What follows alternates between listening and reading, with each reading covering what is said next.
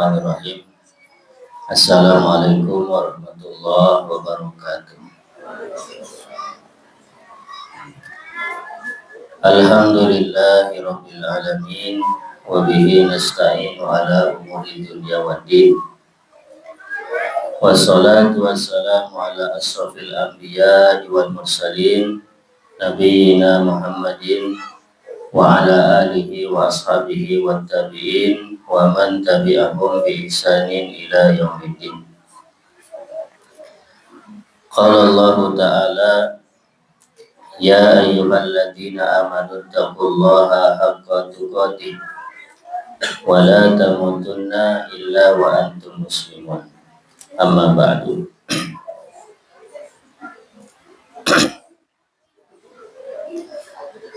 Bapak dan Ibu kaum muslimin wal muslimat rahimakumullah. Pertama-tama kita bersyukur kepada Allah Subhanahu wa taala. Alhamdulillah pada sore hari ini tanggal 16 Ramadan bertepatan dengan 16 Maret. Kita dipertemukan oleh Allah Subhanahu wa taala di Masjid Ar-Rahman, ya. Masjid Ar-Rahman di perumahan Gria El Mumtaz dalam rangka untuk melaksanakan kegiatan buka bersama. Mudah-mudahan apa yang kita laksanakan sore hari ini dicatat sebagai pahala di sisi Allah Subhanahu wa taala. Amin. Yang kedua, salawat dan salam mudah-mudahan tercurah kepada Nabi kita Nabi Muhammad SAW. Segala kebaikan yang diperoleh oleh umatnya itu pasti ada usaha atau sebab dari beliau. Salawat dan salam juga mudah-mudahan tercurah kepada keluarganya, para sahabatnya, dan para pengikutnya. Kemudian yang ketiga, kami mengucapkan terima kasih jazakumullahu khairan katsiran kepada panitia dan juga kepada DKM Masjid Ar-Rahman yang telah memberikan kesempatan kepada kami untuk sedikit berbagi terkait dengan materi yang nanti akan kita bahas. Mudah-mudahan ini menjadi ladang pahala untuk kita semua.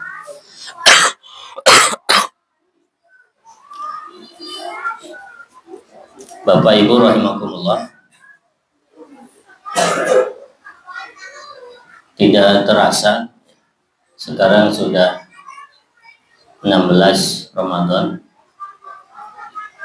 Sepertinya baru kemarin ya, kita melaksanakan hari pertamanya.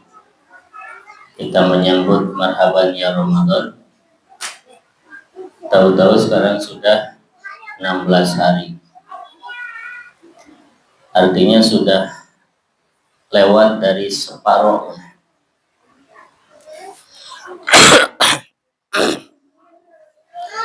Masih ada mungkin 14 hari, mungkin juga 13 hari. Karena dalam Islam 1 bulan itu bisa 29 hari, bisa juga 30 hari.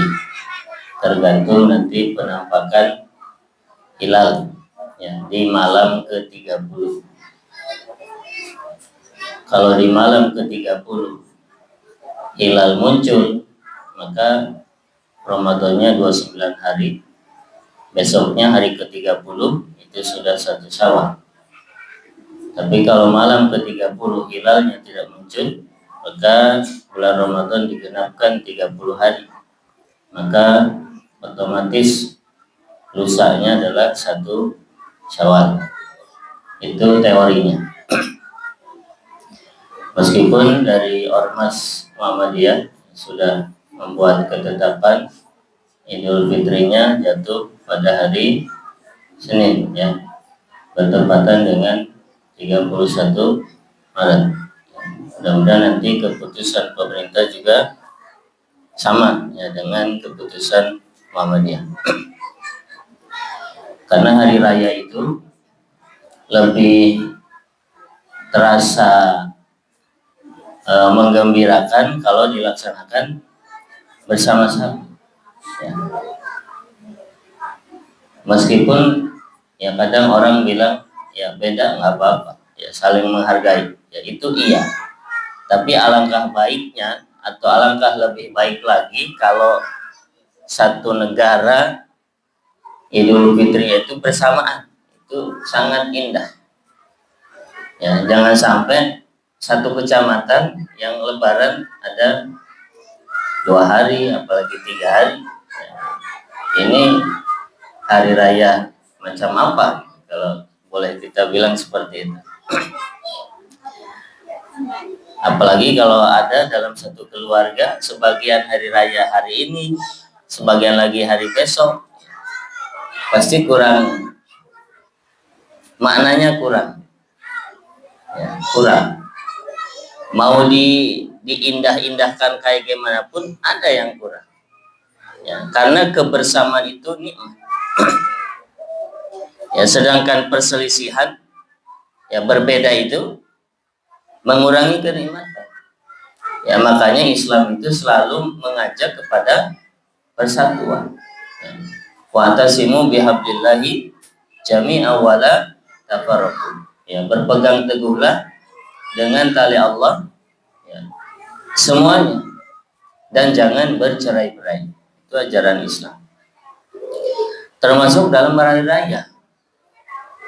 Ya, dalam Islam pemerintah itu punya otoritas untuk memaksa warga berhari raya bersama pemerintah. Sebetulnya itu punya kewenangan pemerintah.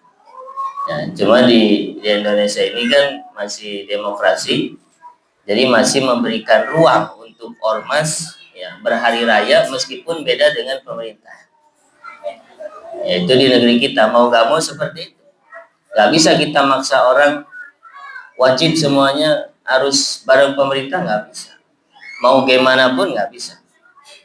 Karena pemerintahnya sendiri masih memberikan ruang untuk itu. Ya, kecuali dari pemerintah sendiri punya ketegasan, ya, baik secara terang-terangan atau tersembunyi agar rakyatnya itu berhari raya bersama. Nah, itu nggak apa-apa, itu sesuai dengan syariat Islam. Ya. Seperti dulu misalkan di zaman Orde Baru, ya, waktu kita masih kecil, kayaknya kita jarang dengar gitu ada hari raya Idul Fitri itu. Sekarang Lebaran pemerintah atau sekarang Muhammadiyah, besok jarang kayaknya, ya. Atau pernah nggak waktu kecil Lebaran kayak gitu? Kayaknya nggak ada, ya. Baru setelah reformasi kayaknya Lebaran beda terus atau sering beda. Nah, mudah-mudahan dengan sekarang presiden yang baru kelihatannya akan sama, ya. Karena kemarin Muhammadiyah sempat mengumumkan, ya, Idul Fitri itu jatuh tanggal 30 di pengumuman pertama. Kemudian tiba-tiba muncul ralat jadi tanggal 31. Nah, ini nggak tahu apa emang betul dari mereka atau ada intervensi dari pemerintah diam-diam, kita nggak tahu. Tapi kalau itu ada intervensi dari pemerintah, itu bagus, ya, sesuai dengan syariat Islam, ya. Jadi hari raya itu memang sebaiknya dilaksanakan bersamaan. Nah, untuk sore ini kita isi waktu dengan membahas tema, ya, berkaitan dengan bagaimana kita menciptakan atau membina keluarga yang robbani, ya. Itu tema kita, ya, atau kira-kira seperti itulah. Sampai jam berapa, Pak? Tadi, jam 6 kurang berapa? Kelamaan, Pak. Ini masih jam berapa? Jam 5:04. Biasanya ceramahnya 10 menit.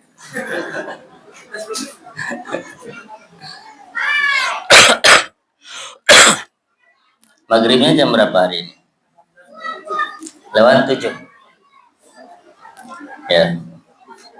Kalau sampai jam 6 berarti 45 menit lagi.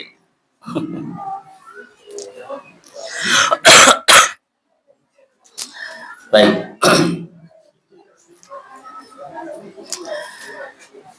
Yang pertama, tanggung jawab membimbing rumah tangga dalam syariat Islam itu dibebankan kepada kepala keluarga. Ini poin pertama. Jadi pembinaan dalam keluarga itu ada suami, ada istri, ada anak. Tanggung jawab pendidikan rumah tangga itu dibebankan oleh syariat kepada kepala keluarga. Nah, kepala keluarga adalah suami. Jadi kepala rumah tangga, kepala keluarga dalam Islam adalah suami. Gitu. Itu yang pertama. Ini harus kita sepakati dulu. Nah, jangan sampai kita terpengaruh dengan pemahaman-pemahaman atau pemikiran-pemikiran orang Barat yang sekarang banyak disebarkan, bahkan disisipkan dalam parenting Islami kadang.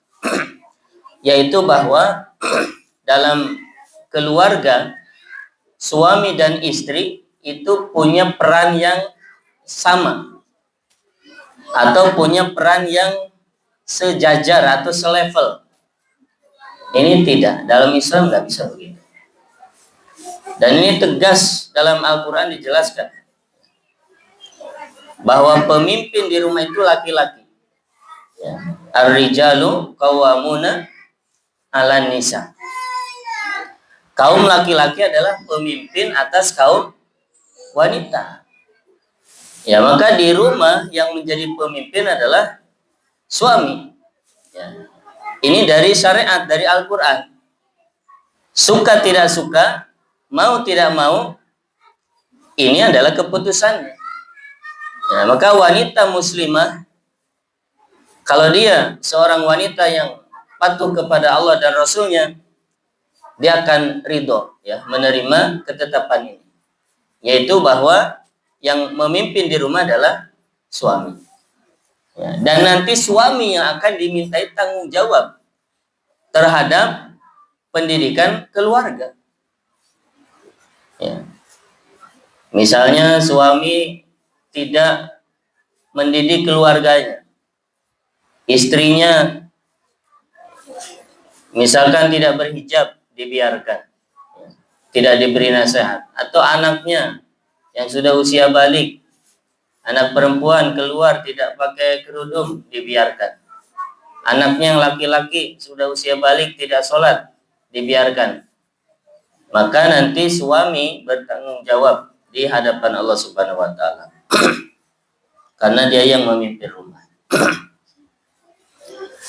Nah, jadi beban atau tanggung jawab pendidikan keluarga itu dibebankan kepada kepala keluarga, yaitu suami. Makanya jadi suami itu berat sebetulnya, ya. Jadi suami itu berat. Jadi seorang bapak itu tanggung jawabnya berat. Ya. Kita jangan sibuk mengoreksi kepemimpinan orang lain, ya. Apalagi mengoreksi misalkan kebijakan pemerintah, ya, kebijakan presiden, ya, misalkan terkait memberi makan gratis kepada para siswa, ya, dikritik segala macam, seolah-olah itu nggak ada baiknya sama sekali. Kita nggak usah sibuk ke situ. Kritik untuk diri kita sendiri saja banyak. Kita ini pemimpin di rumah. Sudahkah kita melaksanakan tugas kepemimpinan kita di rumah? Misalnya tanggung jawab yang pertama sebagai seorang pemimpin adalah memahamkan anak istri kita tentang ajaran Islam. Nah, itu sudah belum?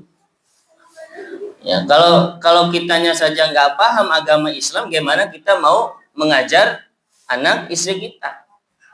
Ya, misalnya dalam Islam yang paling wajib diketahui itu yang paling pertama apa? Yang paling wajib dan paling pertama harus kita pahami dan harus kita ajarkan itu apa?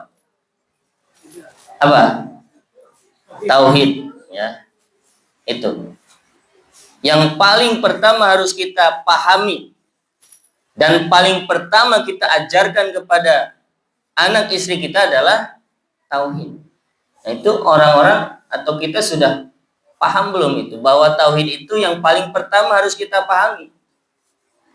Mana dalilnya bahwa tauhid itu paling pertama harus dipahami?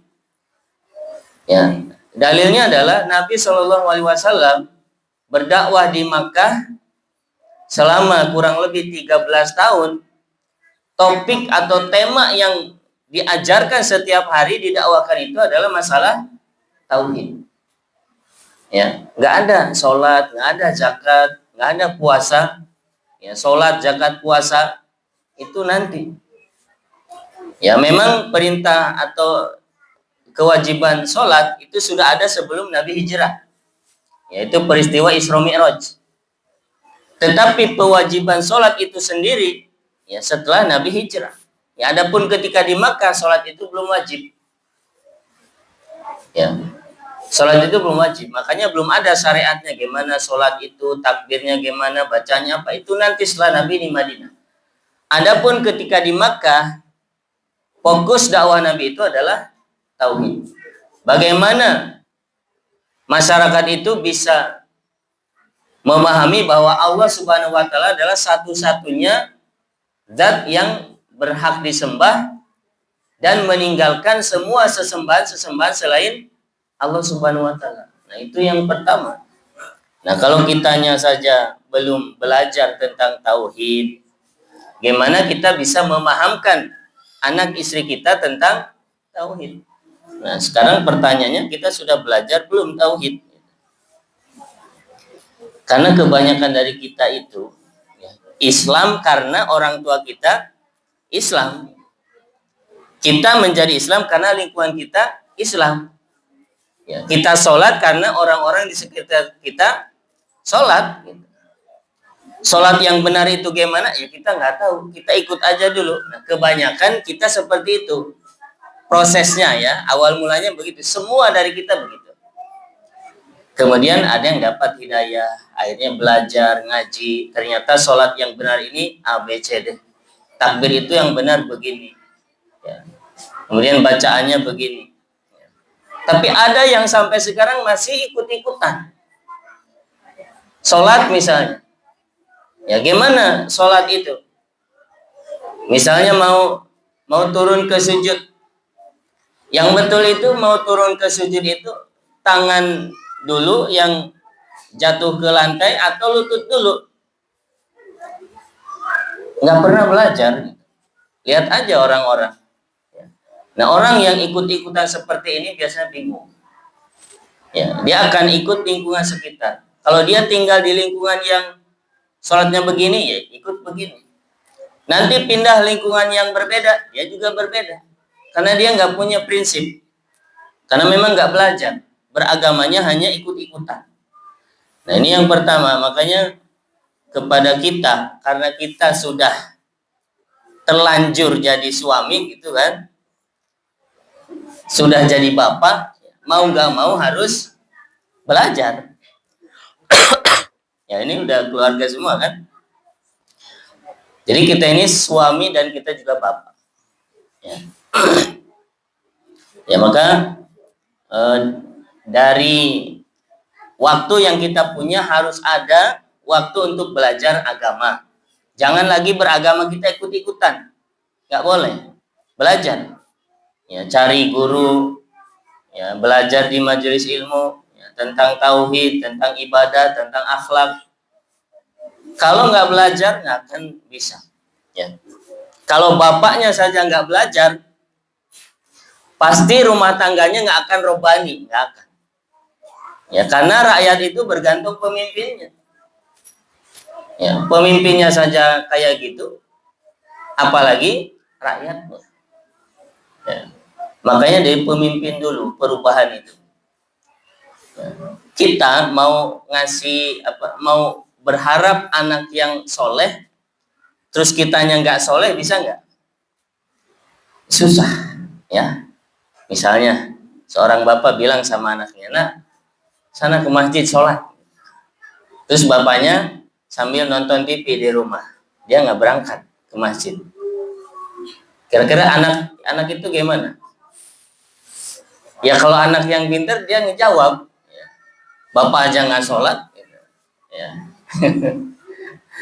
Nanti bapaknya ngejawab lagi, bapak mah beda, gitu. Ya. Ada aja alasannya. Nah jadi susah. Anak itu belajar dari apa yang dia lihat dan apa dia dengar. Bapaknya nyuruh sholat, tapi bapaknya sendiri nggak sholat. Nah, susah. Jadi solehnya keluarga itu dimulai dari solehnya pemimpinnya, itu seorang bapak. Meskipun bapaknya soleh, belum jaminan keluarganya soleh juga. Tapi paling tidak, kalau bapaknya soleh, itu sudah permulaan yang benar. Ya. Awalnya sudah benar. Nah ini yang pertama. Jadi tanggung jawab pendidikan itu oleh suami, maka suami harus belajar. Itu yang pertama. Kalau selama ini kita nggak ada waktu untuk belajar, ya, sibuk bekerja, ya, setiap dalam sepekan misalkan 5 hari atau 6 hari kerja, dari pagi sampai sore, ya sore udah capek, kemudian minggu atau akhir pekan untuk jalan-jalan, nggak ada waktu belajar. Mulai sekarang rubah pola seperti itu. Mau nggak mau harus ada waktu untuk belajar kalau kita sayang kepada keluarga kita. Apalagi zaman sekarang, tantangan pendidikan itu sangat berat. Antum berharap istri antum solehah, tapi antum nggak mendidik dia. Antum mendidik saja belum tentu jadi. Karena di luar sana banyak juga yang mempengaruhi istri kita. Ya, di rumah kita udah didik nih. Dia keluar rumah, ngobrol sama tetangga, ya, ngumpul, ngerumpi.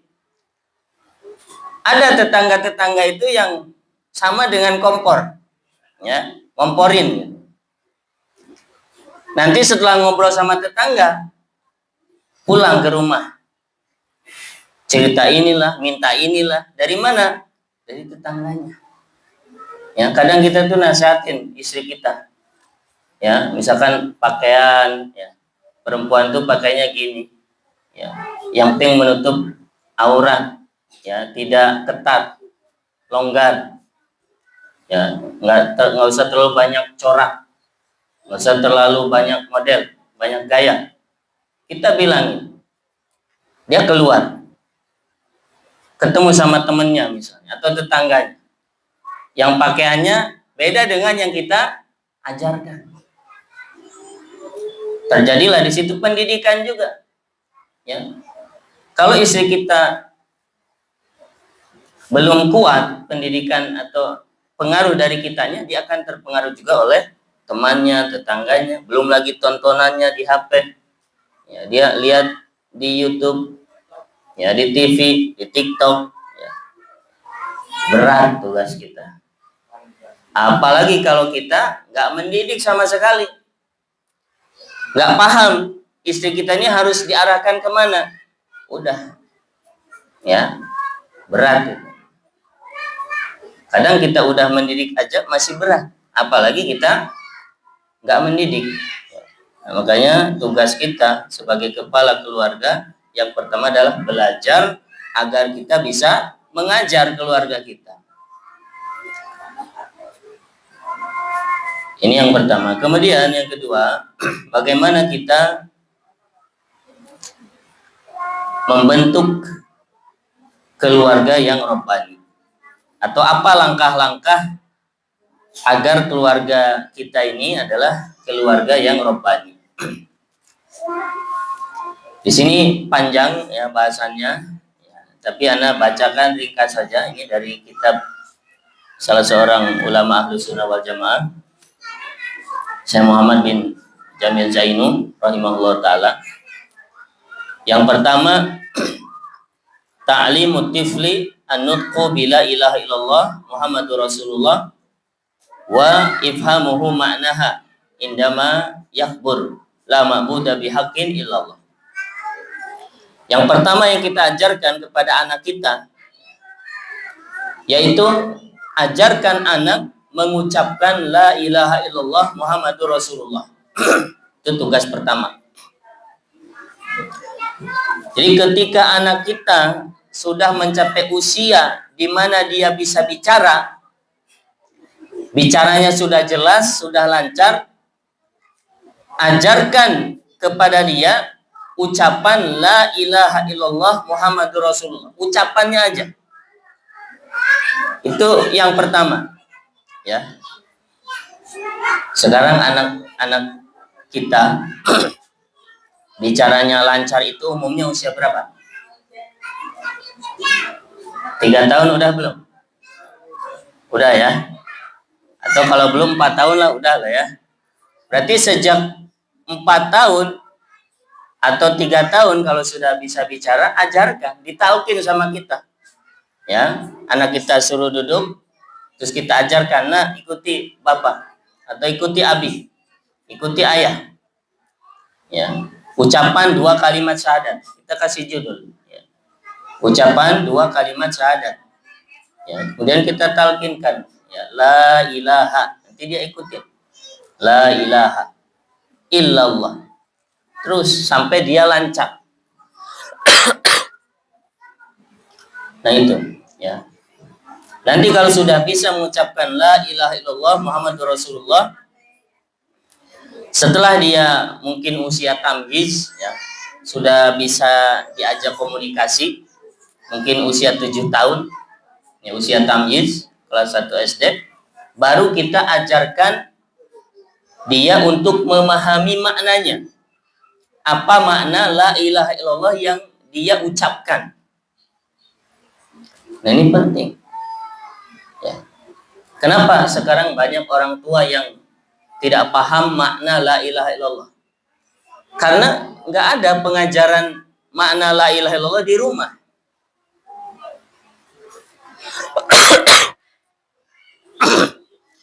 Sehingga banyak orang masih memaknai la ilaha illallah itu adalah tidak ada pencipta selain Allah. Tiada Tuhan selain Allah. Ya. Kalau ditanya apa arti la ilaha illallah, mereka mengatakan la ilaha illallah adalah tidak ada pencipta selain Allah. Ini keliru. Ya. Kalau memaknai ilah diartikan pencipta, ini salah. Ilah itu bukan sekedar pencipta. Kalau ilah itu artinya pencipta, la ilaha illallah itu artinya tidak ada pencipta selain Allah, maka Abu Jahal itu Islam. Abu Lahab itu Islam. Orang-orang Quraisy yang kafir itu tidak akan diperangi oleh Nabi. Kenapa? Karena mereka mengakui Allah itu pencipta. Dan dalam Al-Quran disebutkan seperti itu. Wahai Muhammad, kalau kamu bertanya kepada mereka orang-orang kafir, siapa yang menciptakan langit dan bumi? Mereka menjawab, Allah. Artinya mereka mengimani Allah sebagai pencipta. Tetapi keyakinan mereka bahwa Allah adalah pencipta tidak menjadikan mereka sebagai seorang muslim. Buktinya apa? Buktinya perang. Terjadi perang Badar, terjadi perang Uhud. Padahal mereka meyakini Allah pencipta. Ini menunjukkan bahwa la ilaha illallah itu bukan maknanya tidak ada pencipta selain Allah. Ya, kalau sekedar pencipta, Abu Lahab, Abu Jahal juga percaya. Nah, lalu apa makna la ilaha illallah itu? Nah, ini yang harus kita ajarkan kepada anak kita. La ilaha illallah maknanya adalah la ma'buda bihaqqin illallah. Tidak ada sesembahan yang benar atau yang berhak disembah selain Allah Subhanahu wa taala. Jadi ilah itu artinya yang berhak disembah. Itu makna ilah. Ilah itu artinya ma'bud, sesembahan atau Tuhan, ya, tapi Tuhan yang benar. Karena kalau sekedar diterjemahkan tidak ada Tuhan selain Allah, ini keliru. Ya, tidak ada Tuhan selain Allah, keliru. Dari mana kelirunya? Kalau kita bilang tidak ada Tuhan selain Allah, tidak sesuai dengan kenyataan. Tuhan itu hanya Allah atau Tuhan itu banyak? Tuhan itu hanya Allah atau Tuhan itu banyak? Jawabannya Tuhan itu banyak. Tuhan itu artinya apa? Tuhan itu artinya yang disembah, itu namanya Tuhan. Kalau orang menyembah matahari, berarti itu Tuhan. Makanya dalam Al-Quran, kata ilah itu banyak disebutkan dalam bentuk jama'. Jama' itu artinya bentuk plural, banyak. Yang artinya sesembahan-sesembahan. Karena memang yang disembah manusia itu banyak. Semua yang disembah namanya Tuhan. Orang menyembah pohon, berarti pohon itu Tuhan. Matahari disembah, berarti matahari itu Tuhan. Jadi Tuhan itu banyak. Tapi Tuhan yang layak disembah, atau Tuhan yang sebenarnya hanya satu, yaitu Allah Subhanahu wa taala. Makanya la ilaha illallah maknanya tidak ada Tuhan yang hak selain Allah. Ya, tidak ada Tuhan yang benar, tidak ada Tuhan yang asli kecuali Allah. Tuhan-Tuhan yang lain yang disembah selain Allah itu adalah Tuhan palsu. Ya, Tuhan KW bahasa kita. Mereka tidak layak dijadikan Tuhan. Karena mereka disembah itu disebut Tuhan, tapi Tuhan batil, ya, Tuhan palsu bahasa kita. Karena sesuatu berhak menjadi Tuhan kalau memenuhi syarat. Ya, jadi menjadi Tuhan itu ada syaratnya. Apa syarat Tuhan? Satu, Tuhan itu harus mencipta.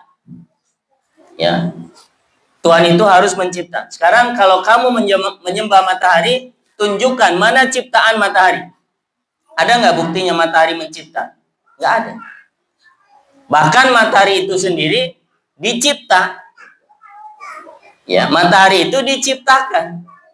Nah, sesuatu yang diciptakan, gimana dia bisa mencipta? Nggak bisa. Apalagi orang misalkan menyembah apa? Menyembah manusia, menyembah Yesus. Ya, Yesus dituhankan.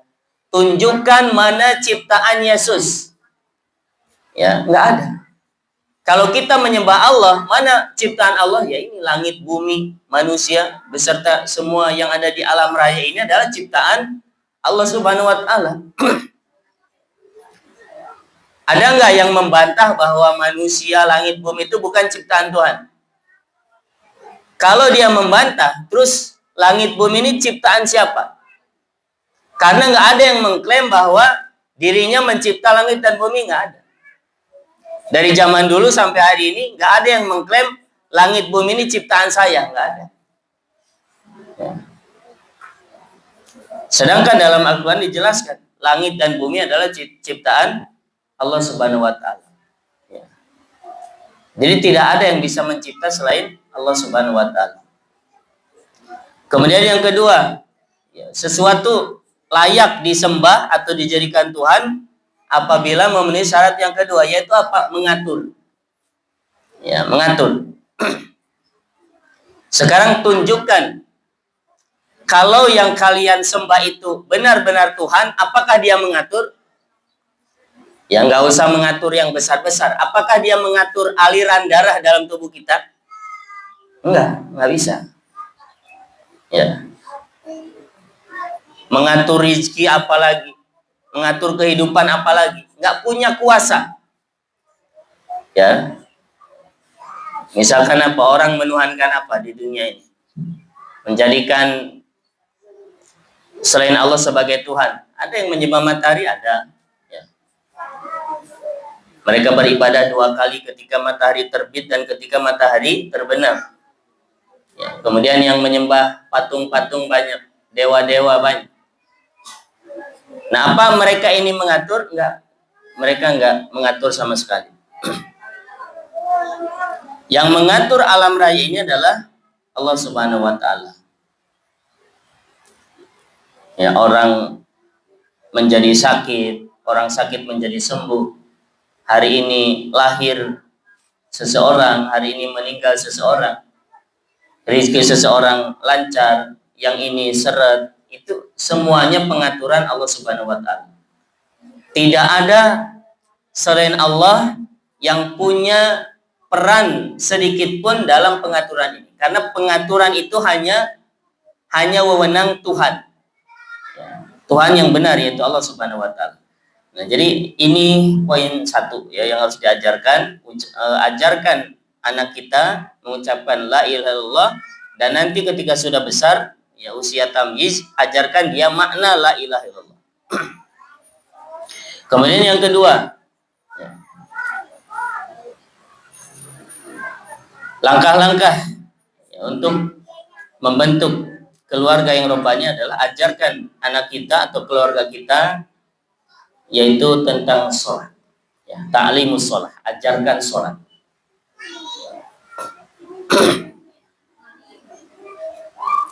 Ya, suami mengajarkan istrinya dulu tentang kewajiban sholat. Kemudian nanti orang tua baru mengajarkan anaknya tentang kewajiban sholat. Nah, ini kita ringkas saja, kita sebutkan.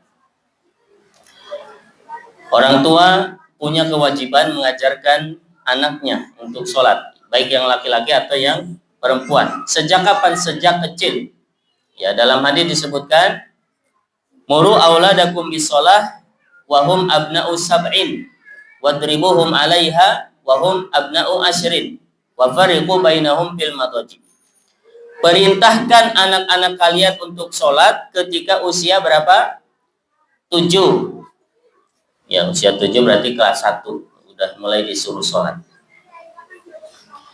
Kemudian pukullah mereka kalau masih sulit untuk diajak sholat ketika usia berapa? 10 tahun.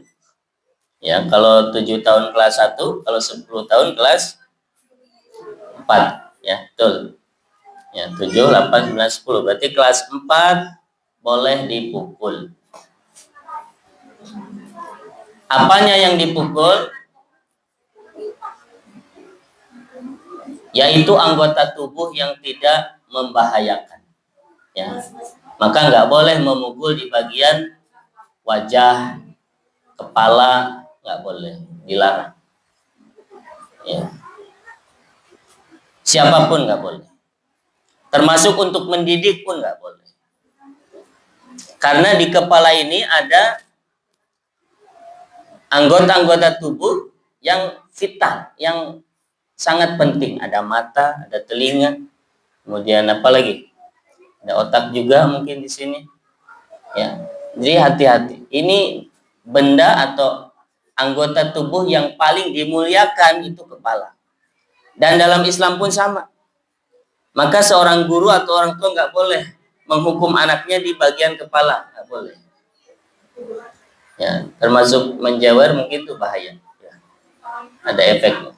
Jadi lebih baik memberi hukuman itu ya misalkan dipukul di bagian paha, ya. Atau di bagian bawah pinggul, atau mungkin di betis. Ya. Dengan pukulan yang tidak melukai, ya, tidak meninggalkan bekas, apalagi mematahkan tulang, nggak boleh. Jadi pukulan yang Si anak itu tahu ini pukulan untuk mendidik, bukan pukulan dengan penuh emosi. Ya. Itu usia berapa? 10. Ya. Jadi dari usia 7 sampai 10 itu ada jeda.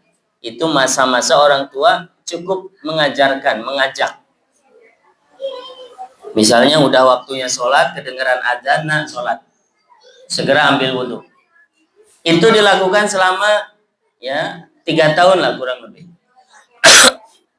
Usia 7 sampai 9. Nanti usia 10 dibilangin, nah sholat, masih main-main sama sholat, boleh dipukul. Boleh ya, bukan harus, boleh. Artinya nggak harus mukul juga. Ya, kalau anak itu dengan nasihat bisa, ya sudah, nggak usah dipukul. Ya. Jadi jangan dikit-dikit pukul, dikit-dikit mukul, jurusnya mukul. Ini nggak kreatif orang tua. Ya. Boleh dengan kasih hadiah misalnya. Ya, nah kalau sholat tepat waktu, ya, 5 waktu sholat, ya nanti kita kasih hadiah. Ya, itu boleh. Jadi memancing anak untuk semangat, boleh, nggak apa-apa di awal-awal. Nanti udah besar kita ajarkan sholat itu harus ikhlas, bukan karena hadiah, nggak apa-apa. Di awal-awal dikasih hadiah nggak apa-apa. Dan orang tua kalau sudah ngasih iming-iming kayak gitu, terus anaknya melakukan, harus dikasih. Jangan cuma omong doang. Ya, kita bilang kalau nanti sholat 5 waktu, ya kita kasih uang misalkan 10.000. Terus anaknya sholat, terus nagih. Bapaknya bilang, udah nanti aja. Ini bapaknya yang harus dididik juga. Ya. Ya, dalam hadis dikatakannya, hadisnya sahih. Hadis riwayat Imam Ahmad. Man qala li sabiyyin ta'ala haka khud summa lam yutihi fahiya kadibah.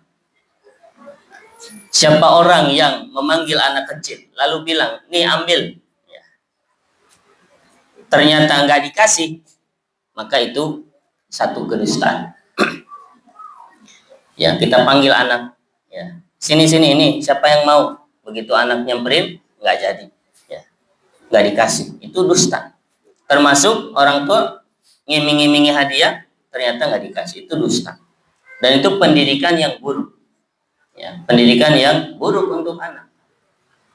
Ya. Maka ya nanti kita sampaikan di bab akhlak. Ya, salah satu pendidikan akhlak anak adalah biasakan kepada anak untuk jujur dalam berucap dan berbuat. Itu yang kedua ya, ajarkan sholat. Mulai usia 7 tahun diperintah sholat, usia 10 boleh dipukul. Kemudian kata Nabi, pisahkan tempat tidur yang laki-laki dan perempuan. Itu usia 10 tahun. Pisahkan tempat tidur tuh gimana? Ya kalau antum punya kamar banyak, pisahkan kamarnya. Kalau nggak punya, boleh satu kamar tapi beda ranjang atau beda kasur. Kalau nggak punya banyak kasur, boleh satu kasur tapi beda selimut. Jangan satu selimut. Itu mulai diajarkan anak usia 10 tahun. Laki-laki dan perempuan itu beda. Meskipun saudara, ya ajarkan.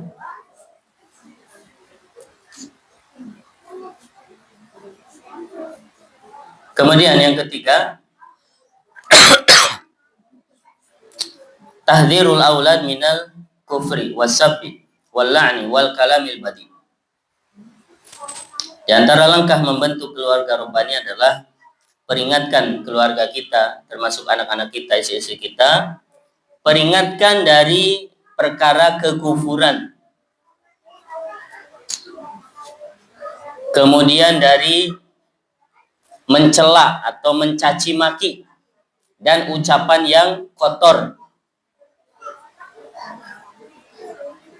Ya, ini yang ketiga. Peringatkan keluarga kita dari kekufuran, kemudian dari mencaci maki atau mencela, dan dari ucapan yang kotor, yang kasar.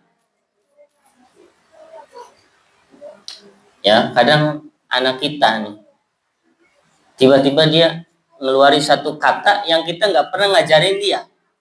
Mungkin dapat dari temannya atau dari tontonannya. Nah, ketika kata yang dia katakan itu perkataan yang tidak boleh diucapkan, maka kita kasih tahu, kasih peringatan. Nah, ini nggak boleh. Ini ucapan kasar atau ucapan tidak baik. Nah, ini harus orang tua harus ada di situ. Ya, jangan dia cuma ngasih makan, ngasih jajan, tapi dia ngomong apa nggak diurus. Itu nggak boleh. Ngasih makan iya, ngasih jajan iya. Tapi yang lebih penting dari itu, ya, ngasih makanan ruh, ngasih makanan hati. Itu pendidikan agama. Maka bicara anak kita itu kita yang ngajarin. Jangan anak kita bicaranya diajarin oleh temennya. Ya. Orang tuanya nggak peduli, nggak boleh. Ya, kalau kita lihat anak-anak di luar, 5 menit aja ngobrol mereka anak-anak, berapa kata yang nggak pantas mereka ucapkan, 5 menit. Sekarang tuh anak-anak udah biasa, bahkan yang kadang di sekolah Islam juga masih, termasuk anak ini sering ya mengingatkan anak-anak ya di sekolah, terutama yang usia SMP, omongannya itu kasar-kasar, ya kasar-kasar. Jadi ucapan apa ya? Ya ucapan yang nggak pantas itu jadi ucapan sehari-hari, jadi candaan gitu. Ya kayak maaf ya, bego misalnya. Jadi ngucapin bego ke temennya itu udah biasa gitu. Kayaknya itu udah bukan sesuatu yang tercela. Gitu. Jadi bercanda sama temennya salah dikit, bego. Itu udah biasa. Ini yang sekolah di sekolah Islam, gimana yang di luar, yang nggak ada pendidikan agama. Nah kalau kita orang tuanya ngebiarin kayak gitu, gimana? Ya. Nah jadi ajarkan di rumah ucapan yang baik. Ya. Dalam Al-Quran Allah berfirman, wa qulu linnasi husna. Ucapkan kepada manusia ucapan yang baik. Allah berfirman ucapkan kepada manusia, bukan ucapkan kepada sesama muslim, kepada manusia semua. Ucapan yang baik. Ucapan yang baik itu gimana? Ya. Mulai dari kalau ketemu orang tuh lewat di depannya permisi. Ada orang tua permisi. Ya, salam. Ya, jangan anak kita lari melewati orang tua yang sedang duduk, ya. Itu harus diajarin. Sekarang betapa banyak nih anak-anak zaman sekarang. Ini kita orang tua lagi ngobrol di sini, ya. Tiba-tiba lari gitu, ya. Ini tidak beradab. Ya, mestinya kan kalau melewati orang tua bilang permisi, ya, permisi Pak, permisi Bu, itu adab, itu ucapan yang baik. Nah itu orang tuanya harus mengajarkan. Apalagi kekufuran, ya, ucapan kekufuran, ya, harus diingatkan. Itu yang ketiga. Kemudian yang keempat, ya, mungkin yang terakhir, ya, karena waktu terbatas.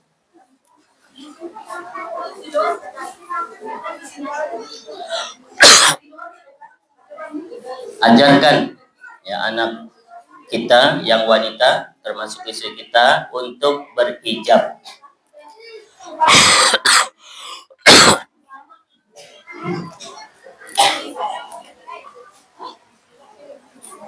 Targhibul bait fis satr mundus sigor lital tajimahu fil kibar. Ya, ajarkan anggota keluarga kita untuk berhijab sejak kecil agar ketika dewasa dia sudah terbiasa. Ya. Cuma jangan kelewatan juga, ya. Jadi pendidikan itu nggak boleh memaksa. Ya, seperti tadi sholat. Sholat itu disuruh usia berapa? 7. Artinya kalau disuruh nggak melaksanakan ya sudah. Ini proses pendidikan. Bahkan usia 10 pun disuruh dipukul, kalau dia nggak sholat ya sudah. Usia 10 itu biasanya udah balik belum? Belum. Ya, belum. Itu pendidikan. Termasuk hijab. Ya, misalkan anak kita yang usia 7 tahun, kita ajarkan untuk pakai kerudung. Tapi kalau tiba-tiba dia keluar rumah nggak pakai kerudung, ya sudah nggak apa-apa. Ini masih proses. Yang nggak boleh adalah dia sudah balik, sudah haid, lalu keluar tidak menutup aurat, itu nggak boleh. Ya, tapi kalau belum balik masih boleh. Karena kadang ada orang tua terlalu keras juga. Misalnya anaknya masih 4 tahun, ya sudah harus dikerudungin tiap kali keluar. Kalau anaknya nggak pakai kerudung keluar, diomelin. Ini kelewatan. 4 tahun itu belum apa-apa. Nggak ada kewajiban dia pakai kerudung. Bahkan 10 tahun pun belum wajib kalau belum haid. Ya. Ngomelin sesuatu yang bukan salah itu berlebih-lebihan. Ya. Dan itu dampaknya pasti buruk. Anak yang diwajibkan sesuatu belum waktunya, nanti dia masa-masa wajibnya dia futur. Karena terlalu lama. Misalkan dia sejak usia 4 sudah diwajibkan sama orang tuanya. Padahal dia masih, ya anak-anak pengennya bebas, tapi sudah dikekang. Nanti usia-usia 15, 16 dia sudah jenuh. Akhirnya dia buka jilbab. Ya di masa remaja. Kenapa? Pendidikan orang tuanya salah. Mestinya anak-anak masih bebas malah diwajibkan. Masa-masa wajib nanti anak sudah bosan. Nah, ini kesalahan dari orang tua. Jadi jangan terlalu keras, jangan berlebihan. Nah, kapan mendidik anak berhijab? Ya tadi sama dengan sholat. Usia 7 tahun mulai disuruh. 8 tahun, 9 tahun, 10 tahun disuruh boleh dipukul. Ya boleh sambil dipukul. Agak keras berarti.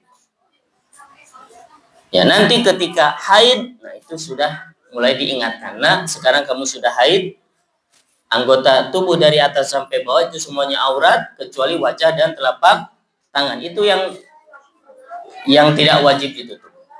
Semuanya wajib ditutup, termasuk kaki. Ya, kaki itu aurat, harus ditutup dengan kaos kaki atau memanjangkan kain sampai menutup mata kaki.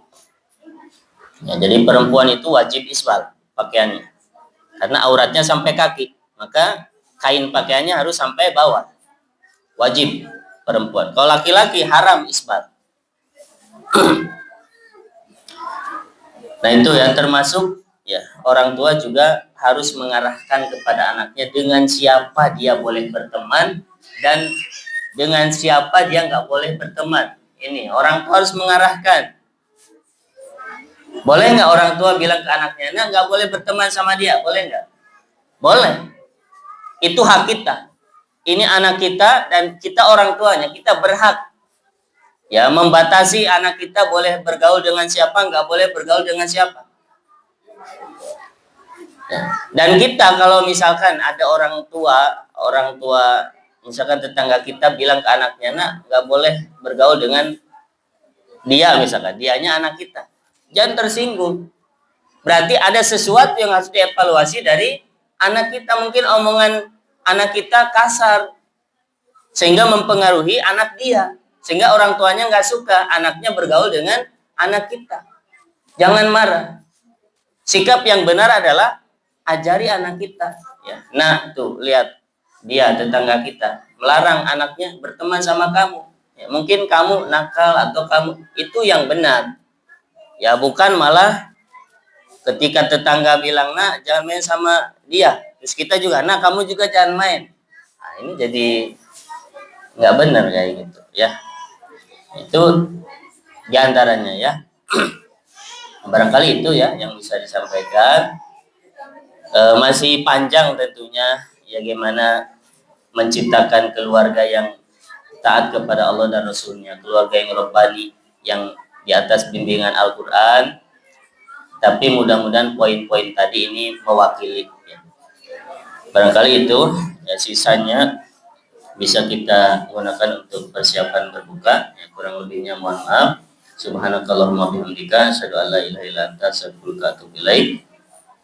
Wassalamualaikum warahmatullahi wabarakatuh.